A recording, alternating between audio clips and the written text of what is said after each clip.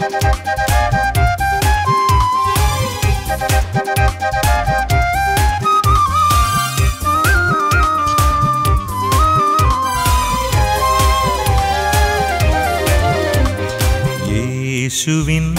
വാഗ്ദാനമേ പാവനാത്മനേ, ജീവൻ നൽകുന്ന ചൈതന്യമേ പരിശുദ്ധാത്മാവേ.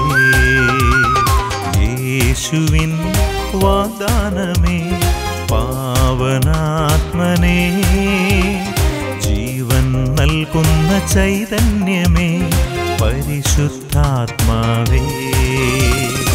ആത്മാവേ എന്നിൽ നിറയണമേ, ആത്മാവേ എന്നിൽ നിറയണമേ, അഭിഷേകത്തിൻ നിറവായി മാറ്റണമേ, അഭിഷേകത്തിൻ നിറവായി മാറ്റണമേ.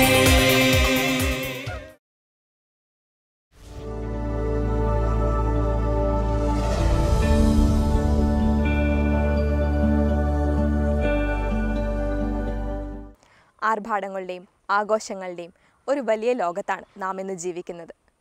ഈ ലോകത്തിൻ്റെ സുഖങ്ങളിൽ മാത്രം ലക്ഷ്യം വെച്ച് സമ്പത്തിൻ്റെയും മദ്യത്തിൻ്റെയും ഒക്കെ ലഹരിയിൽ ജീവിതം ആഘോഷിച്ചു തീർക്കുകയാണ് നമ്മിൽ പലരും. ബൈബിളിൽ ഉന്മത്തരായിരിക്കുവിൻ എന്ന് കർത്താവ് നമ്മോട് പറയുന്നുണ്ട്. പക്ഷേ അതെപ്രകാരമായിരിക്കണമെന്ന് ഇന്നത്തെ ഷെമാ ഇസ്രായേൽ വചനത്തിലൂടെ നമ്മെ പഠിപ്പിക്കുകയാണ്. ഇന്ന് നമ്മോട് വചനം പങ്കുവയ്ക്കുന്നത് കാരിസ് ഭവൻ ഡയറക്ടർ ഫാദർ കുര്യൻ കാരിക്കലാണ്. ഒരു വ്യക്തിയുടെ ജീവിത സാക്ഷ്യം കേട്ടുകൊണ്ട് ഇന്നത്തെ വചന ശുശ്രൂഷയിലേക്ക് നമുക്ക് പ്രവേശിക്കാം. ദൈവം നമ്മെ ഓരോരുത്തരെയും സമൃദ്ധമായി അനുഗ്രഹിക്കട്ടെ.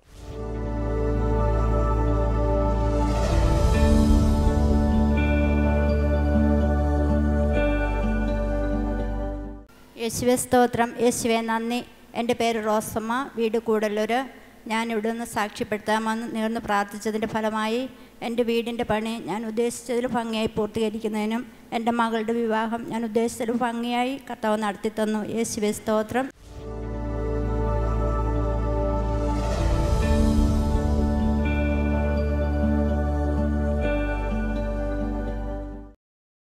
Praise the Lord. പ്രിയപ്പെട്ടവരെ, ദൈവം നമുക്കായി സ്നേഹപൂർവ്വം ഒരുക്കിയ ഈ വചനവിരുന്നിലേക്ക് ഏവർക്കും സ്വാഗതം.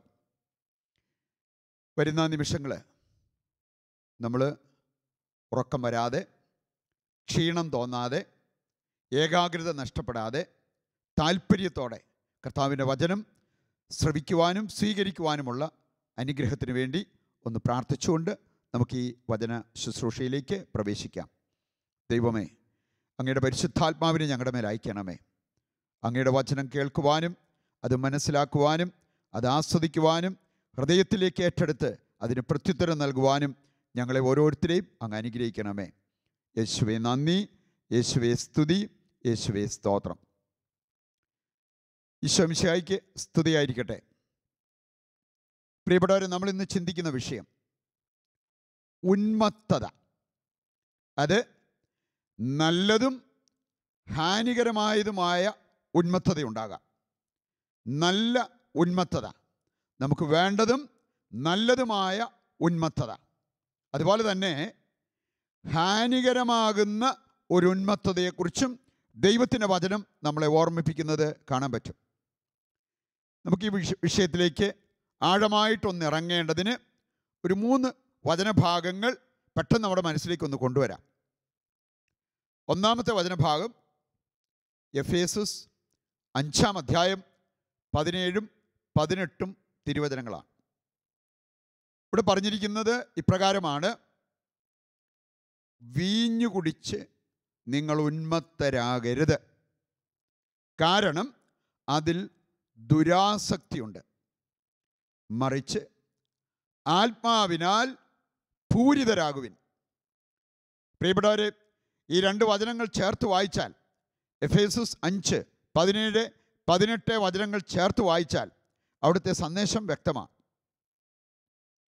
വിവേകികള് പരിശുദ്ധാത്മാവിനാൽ നിറഞ്ഞ് ഉന്മത്തരായി ദൈവത്തിനു വേണ്ടി നിലകൊള്ളും. അവിവേകികൾ വീഞ്ഞു കുടിച്ച് ഉന്മത്തരായി അവരുടെ ജീവിതത്തിലേക്ക് നാശങ്ങൾ വരുത്തും, മറ്റുള്ളവരുടെ ജീവിതത്തിലേക്കും നാശങ്ങൾ അവർ വിതയ്ക്കും. അതാണ് ഈ വചനഭാഗത്തിൻ്റെ കാതലായ സന്ദേശം. വീണ്ടും നമ്മൾ മനസ്സിലാക്കേണ്ട ഒരു വചനഭാഗം യെശയ്യാ 29-ാം അധ്യായത്തിൻ്റെ 9-ാമത്തെ വചനം. ഹാനികരമായ ഒരു ഉന്മത്തതയെക്കുറിച്ചും പ്രയോജനകരമായ ഒരു ഉന്മത്തതയെക്കുറിച്ചും അവിടെയും പറഞ്ഞിരിക്കുന്നത് നമുക്ക് കാണാൻ സാധിക്കും. യെശയ്യാ 29:9 വചനം പറയുന്നത് ഇപ്രകാരമാണ്: വിസ്മയസ്തബ്ധരാകുവിൻ, നിങ്ങളെ തന്നെ അന്ധരാക്കുവിൻ. അതേ തുടർന്ന് പറഞ്ഞിരിക്കുകയാണ്, ഉന്മത്തരാകുവിൻ, എന്നാൽ മദ്യപിച്ചിട്ടാകരുത്. ആടി നടക്കുവിൻ, എന്നാൽ വീഞ്ഞു കുടിച്ചിട്ടാകരുത്. പ്രിയപ്പെട്ടവരെ, ഈ വചനഭാഗം എത്ര വ്യക്തമായിട്ടാണ് നമ്മളെ ഓർമ്മിപ്പിക്കുക. ഉന്മത്തത നല്ല രീതിയിൽ വരാം, ഉന്മത്തത ഹാനികരമാകുന്ന ഒരു ഉന്മത്തതയുമുണ്ടെന്ന്. നമ്മുടെ മുമ്പിൽ ദൈവം ഇത് രണ്ടിനുമുള്ള അവസരം വെച്ചിട്ടുണ്ട്. നമ്മൾ കാണുന്നുണ്ടല്ലോ, നിയമാവർത്തന പുസ്തകം 30-ാം അധ്യായത്തിൻ്റെ 15-ാമത്തെ വചനം: നിന്റെ മുമ്പിൽ രക്ഷയും ശിക്ഷയുമുണ്ട്. തിരഞ്ഞെടുപ്പ് നീ നടത്തേണ്ടതാണ്. രക്ഷയിലേക്ക് നയിക്കുന്ന വഴി ഞാൻ തിരഞ്ഞെടുത്താൽ ഞാൻ രക്ഷ അനുഭവിക്കും. നാശത്തിലേക്ക് നയിക്കുന്ന വഴി ഞാൻ തിരഞ്ഞെടുത്താൽ ഞാൻ നാശത്തിൽ നിപതിക്കും. അതുകൊണ്ടാണ് പറഞ്ഞിരിക്കുന്നത്, നിന്റെ മുമ്പിൽ രക്ഷയും ശിക്ഷയും ഞാൻ വെച്ചിട്ടുണ്ട്. മൂന്നാമതായിട്ട് നമ്മുടെ ഹൃദയത്തിലേക്ക് നമ്മൾ ഏറ്റെടുക്കേണ്ട ഒരു വചനഭാഗമാണ് അപ്പസ്തോല പ്രവർത്തനം 1-ാം അധ്യായം, പ്രത്യേകിച്ച് അതിൻ്റെ 4-ാമത്തെ വചനവും 8-ാമത്തെ വചനവും.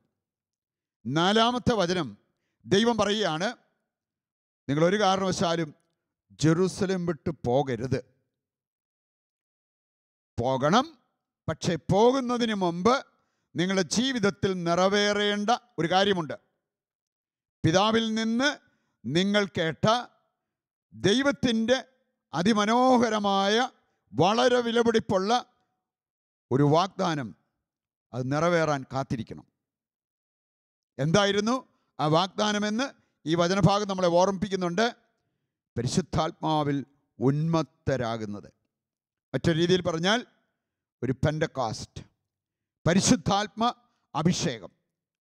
ഇനി അത് സ്വീകരിച്ചതിന് ശേഷം മാത്രമേ നിങ്ങൾ ജെറുസലേം വിട്ട് പോകാവൂ. അപ്പോസ്തല പ്രവർത്തനം 1:8 പറഞ്ഞിട്ടുണ്ട്, അത് സംഭവിച്ചാൽ നിങ്ങൾ എനിക്ക് സാക്ഷികളാകും. ജെറുസലേമിൽ തുടങ്ങി ലോകത്തിൻ്റെ അതിർത്തികൾ വരെ എനിക്ക് സാക്ഷികളാകാൻ അത് നിങ്ങളെ സഹായിക്കും എന്നാണ് ദൈവത്തിൻ്റെ വചനം നമ്മളെ ഓർമ്മിപ്പിക്കുക.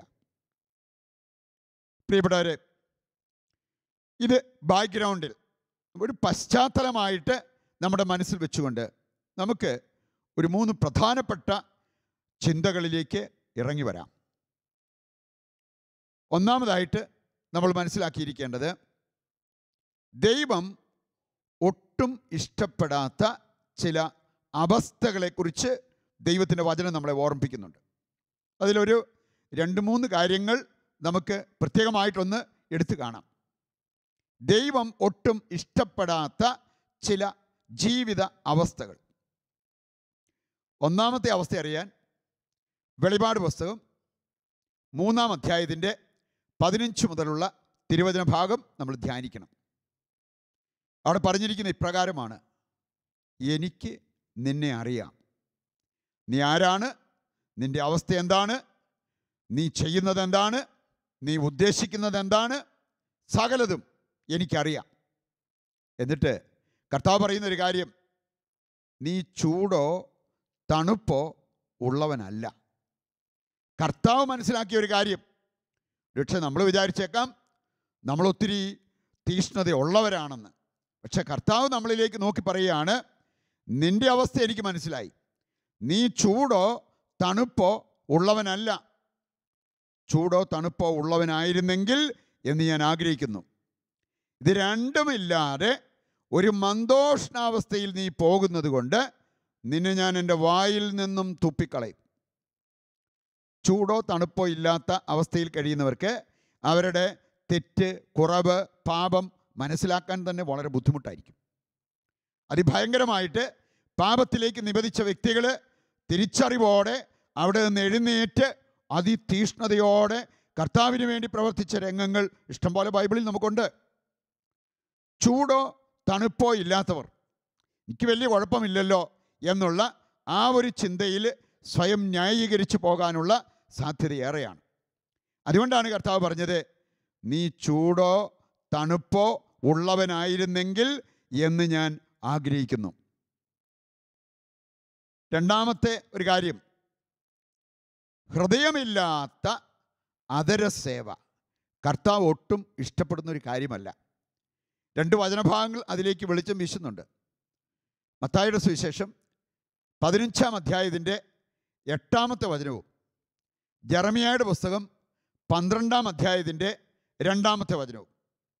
ഈ 2 വചനഭാഗങ്ങളും നമ്മളെ ഓർമ്മിപ്പിക്കുന്ന ഒരു കാര്യം ഇതാണ്. കർത്താവ് നമ്മുടെ ഹൃദയത്തിലേക്ക് നോക്കി പറയാൻ പോകുന്ന ഒരു കാര്യം, നിൻ്റെ അധരത്തിൽ ഞാനുണ്ടെങ്കിലും നിൻ്റെ ഹൃദയത്തിൽ ഞാനില്ല. ഹൃദയം കൊണ്ട് ദൈവത്തെ ആരാധിക്കാതെ, ഹൃദയം കൊണ്ട് ദൈവത്തെ സ്നേഹിക്കാതെ, ഹൃദയം കൊണ്ട് ദൈവത്തിന് ശുശ്രൂഷ ചെയ്യാതെ വെറും അധരസേവയായിട്ട് അതെല്ലാം ഒതുങ്ങിപ്പോകുന്ന അവസ്ഥ. പ്രിയപ്പെട്ടവരെ, കർത്താവ് ഒട്ടും ഇഷ്ടപ്പെടാത്ത ഒരു കാര്യമാണിതെന്ന് ദൈവത്തിൻ്റെ വചനം പ്രത്യേകം നമ്മളെ ഓർമ്മിപ്പിക്കുന്നുണ്ട്. മൂന്നാമത്തെ കാര്യം, അത് നിങ്ങൾ 2 വചനഭാഗങ്ങൾ എടുത്തു കഴിഞ്ഞാൽ മനസ്സിലാവും. യാക്കോബ് ശ്ലീഹ 2:17, 1 യോഹന്നാൻ 3:17 വായിച്ചു കഴിഞ്ഞാൽ ഇക്കാര്യം നമുക്ക് മനസ്സിലാക്കാൻ സാധിക്കും. പ്രവൃത്തിയില്ലാത്ത വിശ്വാസം. വിശ്വാസമുണ്ടോ എന്ന് ചോദിച്ചാൽ ഉണ്ട്. അത് പ്രവൃത്തിയിലേക്ക് വരാതിരിക്കുന്ന അവസ്ഥ. പാവപ്പെട്ടവരോട് സ്നേഹമുണ്ടോ എന്ന് ചോദിച്ചാൽ ഉണ്ട്. എന്നാൽ ആ പാവപ്പെട്ടവരെ സ്നേഹിക്കാൻ എന്തെങ്കിലും പ്രവൃത്തികൾ ചെയ്തിട്ടുണ്ടോ, ചെയ്യാവുന്നത്ര പ്രവൃത്തികൾ ചെയ്തിട്ടുണ്ടോ എന്ന് ചോദിച്ചാൽ ഇല്ല എന്ന് പറയേണ്ടി വരുന്ന അവസ്ഥ. പ്രിയപ്പെട്ടവരെ, ഈ 3 കാര്യങ്ങൾ ദൈവം ഇഷ്ടപ്പെടാത്ത കാര്യങ്ങളാണെന്ന് ദൈവത്തിൻ്റെ വചനം പ്രത്യേകം നമ്മളെ ഓർമ്മിപ്പിക്കുകയാണ്. അപ്പം അതുകൊണ്ട് നമ്മളെ സംബന്ധിച്ചിടത്തോളം നമുക്ക് ആവശ്യമായിട്ടുള്ള ഒരു കാര്യമാണ് ദൈവത്തെ പ്രതി, വചനത്തെ പ്രതി ഒരു തീക്ഷ്ണത നമുക്കുണ്ടാവുക എന്നത്. ബൈബിളിൽ ഏതാനും ചില വ്യക്തികളിലേക്ക് നമ്മൾ നോക്കിയാൽ നമുക്ക് മനസ്സിലാക്കാൻ സാധിക്കും, കർത്താവിനെ പ്രതിയും അവിടുത്തെ വചനത്തെ പ്രതിയും തീക്ഷ്ണതയുണ്ടായിരുന്ന വ്യക്തികൾ. പഴയ നിയമത്തിൽ നമ്മൾ കാണുന്നുണ്ട് ഏലിയ പ്രവാചകൻ. 1 രാജാക്കന്മാർ 19-ാം അധ്യായം 14-ാമത്തെ വചനം വായിച്ചാൽ നമ്മൾ കാണുന്ന അതാണ്. കർത്താവിനെ പ്രതി തീക്ഷ്ണതയുണ്ടായിരുന്ന ഒരു വ്യക്തിയാണ് ഏലിയ പ്രവാചകൻ. വീണ്ടും നമ്മൾ കാണുന്നുണ്ട് കർത്താവിനെ പ്രതി, കർത്താവിൻ്റെ വചനത്തെ പ്രതി തീക്ഷ്ണതയുണ്ടായിരുന്ന ഒരു വ്യക്തിയാണ് ജെറമിയ പ്രവാചകൻ. അത് നമ്മൾ കാണുന്നുണ്ട്.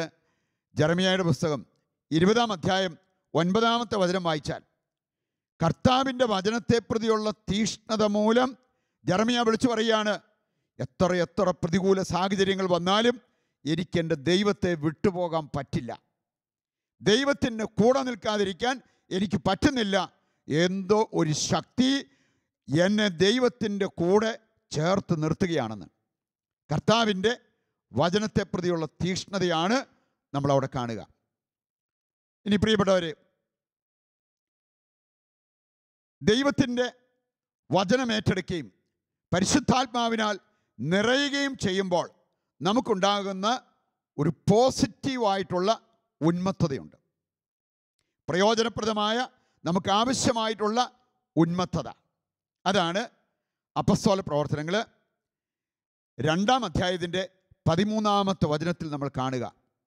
ആദ്യത്തെ പന്തക്കുസ്തായിൽ ലഹരി പിടിച്ച കുറേ വ്യക്തികൾ ആദിമ ക്രൈസ്തവ സമൂഹത്തിൻ്റെ ഗതിമാറാനുള്ള കാരണം ഈ പെന്തക്കുസ്തായായിരുന്നു. അപ്പം അതുകൊണ്ട് പരിശുദ്ധാത്മാവിനാൽ പൂരിതരായി കഴിയുമ്പോൾ നമുക്കുണ്ടാകുന്ന ഒരു ഉന്മത്തത. അതാണ് നമുക്ക് ആവശ്യമായിട്ടുള്ളതും നല്ലതുമായ ഉന്മത്തത. അതിനുവേണ്ടി നമ്മൾ ആഗ്രഹിച്ച് പ്രാർത്ഥിക്കണം. അവസാനമായിട്ട് നമ്മൾ കാണുന്ന ഒരു പോയിൻ്റ്, നെഗറ്റീവായിട്ടുള്ള ഒരു ഉന്മത്തതയുണ്ട്. നാശത്തിലേക്ക് നമ്മളെ നയിക്കുന്ന ഒരു ഉന്മത്തത. പ്രിയപ്പെട്ടവരെ, നമ്മൾ കണ്ടു കഴിഞ്ഞ കുറേയേറെ വചനഭാഗങ്ങൾ അതിലേക്കാണ് വിരൽ ചൂണ്ടുക. മദ്യത്തിലൂടെ, സെക്സിലൂടെ, ഡ്രഗ്സിലൂടെ നമുക്ക് ലഭിക്കുന്ന ഒരു ഉന്മത്തത, അത് നമ്മെ നാശത്തിലേക്ക് നയിക്കുന്ന കാര്യങ്ങളാണ്. ഈയിടെ ഒരു സഹോദരൻ സൂചിപ്പിച്ച ഒരു കാര്യമാണ്.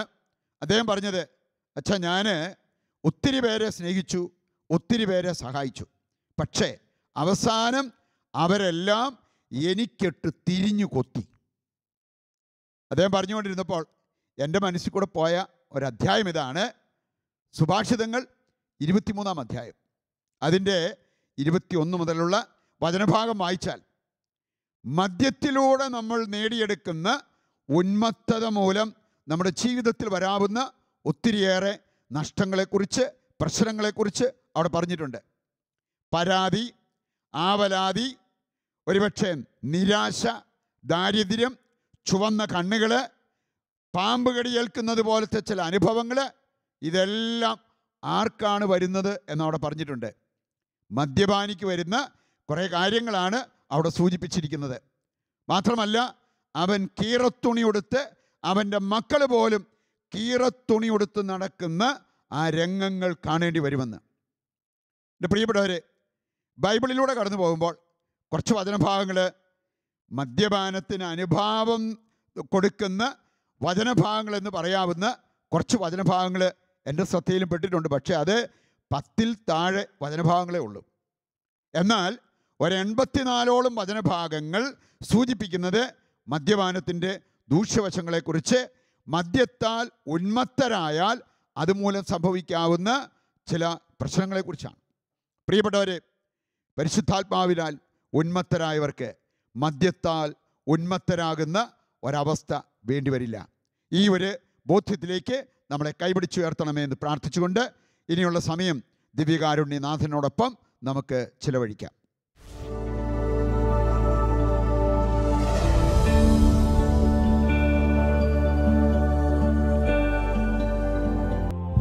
എൻ ജീവനെ കാളും നീ വലിയതാണെനിക്ക്.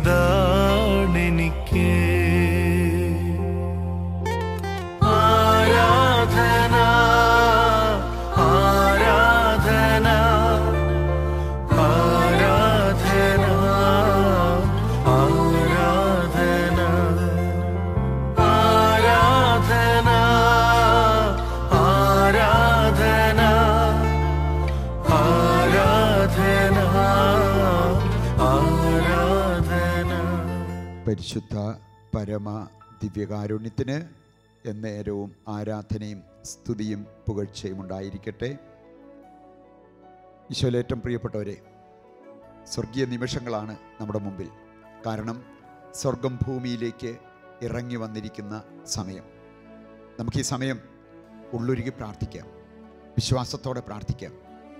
ദൈവത്തിൻ്റെ പ്രത്യേകമായ ഇടപെടൽ നമ്മുടെ ജീവിതത്തിൽ സംഭവിക്കുവാൻ നമുക്ക് പ്രാർത്ഥിക്കാം.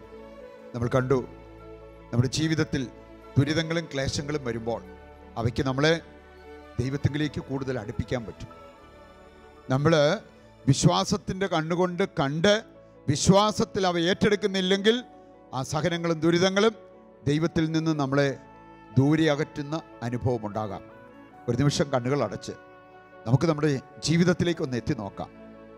നമ്മെ സ്നേഹിക്കുന്ന ദൈവം അനാവശ്യമായി ഒരു ദുരിതങ്ങളും നമ്മുടെ ജീവിതത്തിൽ അനുവദിക്കില്ല. അനുവദിക്കുന്നുണ്ടെങ്കിൽ അതിൻ്റെ ആവശ്യം നമുക്കുള്ളത് കൊണ്ടും നമ്മൾ ആത്മീയമായിട്ട് വളരാൻ, വിശുദ്ധീകരിക്കപ്പെടാൻ അവ ആവശ്യമായതുകൊണ്ടുമാണ്. ആ ഒരു ദൈവിക ചിന്ത നമ്മളിൽ ഉണരുവാൻ ആഗ്രഹിച്ച് നമുക്കൊന്ന് പ്രാർത്ഥിക്കാം. നമ്മുടെയൊക്കെ ജീവിതത്തിൽ വെട്ടിയൊരുക്കുന്ന അനുഭവങ്ങൾ, വേർപാടിൻ്റെ വേദനകൾ, വിശുദ്ധീകരിക്കപ്പെടുന്ന അനുഭവങ്ങൾ,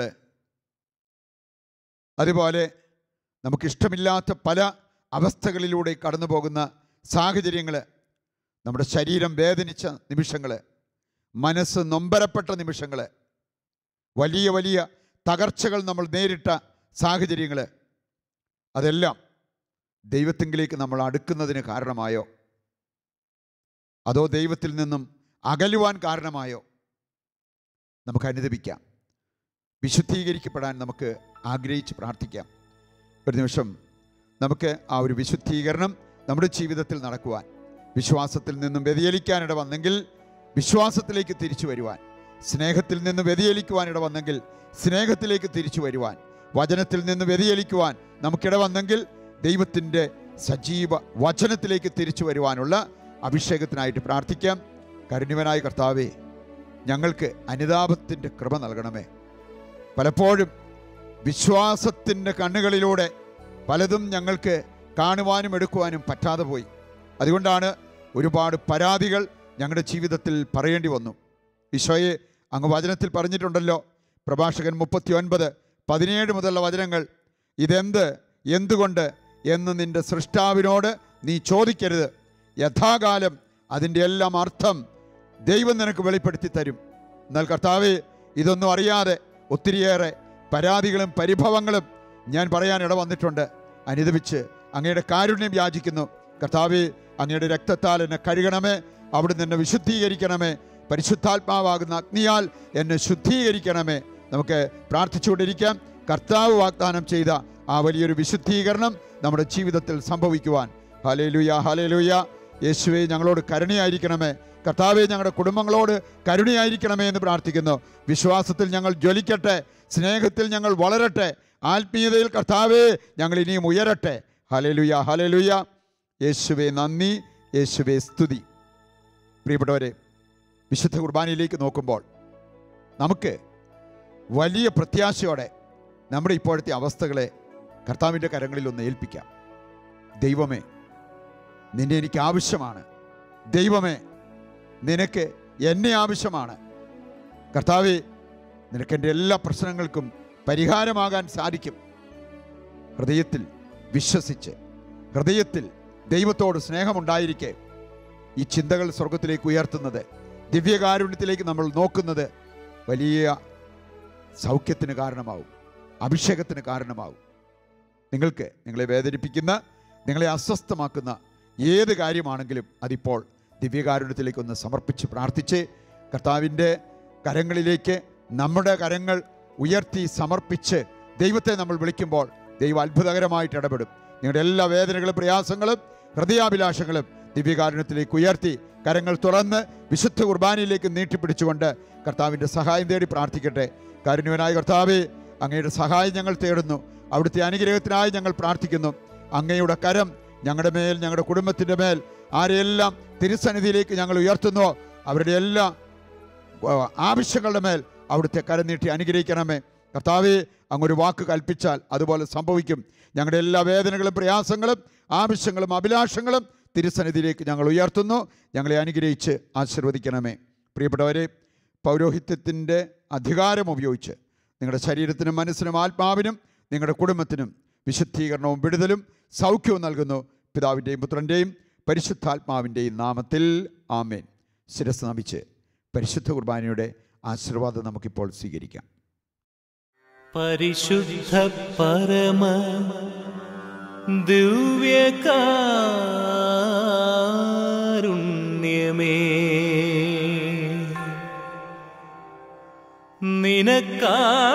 നിനക്കാരാധനയും